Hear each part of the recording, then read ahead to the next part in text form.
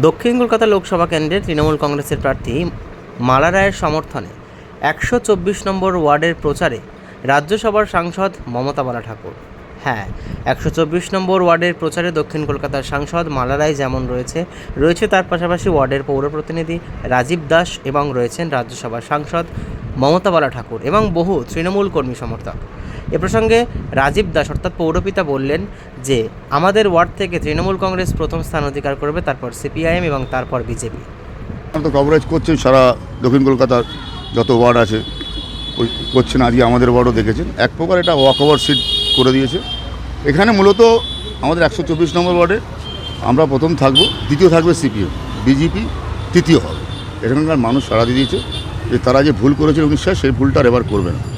হ্যাঁ, যে পার্টির ভোট সেই পার্টিই থাকবে। আমাদের ভোট তো বাড়বেই, বেড়েই চলেছে। লোকসভা থেকে বিধানসভা থেকে আরম্ভ করে কাউন্সিলর ভোট এবারও ভোট বাড়বে। অতএব মানুষ তো আপনারা দেখেছেন, মানুষ সাড়া দিয়ে দিয়েছে। আজকে যে ভিড় রেখেছেন তার মধ্যে অর্ধেক হচ্ছে শপথ নিজের ইচ্ছা এসছে।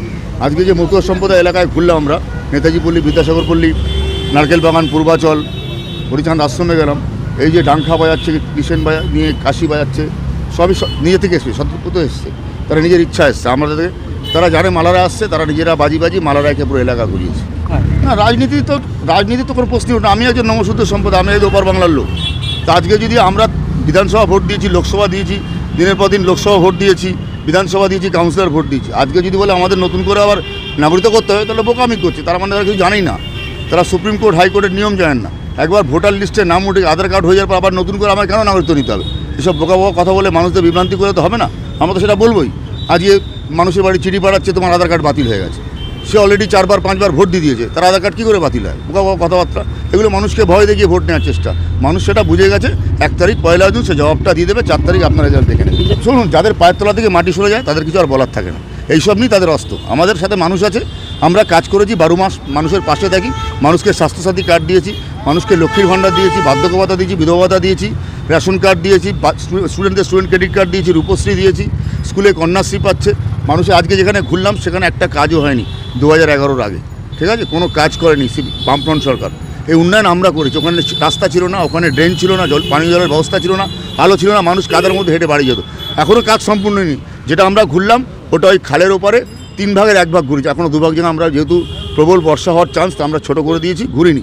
এখনও তার ডেভেলপমেন্টটাই আমরা করছি। মানুষ উন্নয়ন, মানুষ পরিষেবা পেয়ে আগেই মানুষ ভোট দেবে, তার পাশেই মানুষ থাকবে। ওয়াকওভারসি সে নিজেও বুঝে গেছে আমি পারবো না, তার জন্যে তারাই হাত ছেড়ে দিয়েছে। আমাদের মালা রায় বিগত 5 বছরে আমার ওয়ার্ডে, ঠিক আছে, মুকুন্দাসপল্লিতে আন্ডারগ্রাউন্ড ড্রেনের বস্তি ফান্ডে কাজ করেছে, আপনার নারকেল বাগানে আলোকৃত করেছে, ঠাকুরতলা আলোকৃত করেছে, আপনার নবনগর কলোনি সেখানে সোয়ারেজের ব্যবস্থা করে দিয়েছে এবং ওনার ত্রাণ তহবিল থেকে বিবেকানন্দ কলেজে দিয়েছে, আমার ওয়ার্ডে বিভিন্ন রকম দিয়েছে। মানুষ জানে। আবার উনি এমপি আসলে আমরা যখন উন্নয়নের জন্য যখনই ওনার কাছে চিঠি নিয়ে যাবো, আবেদন নিয়ে যাবো, সেটা পূর্ণ করবো।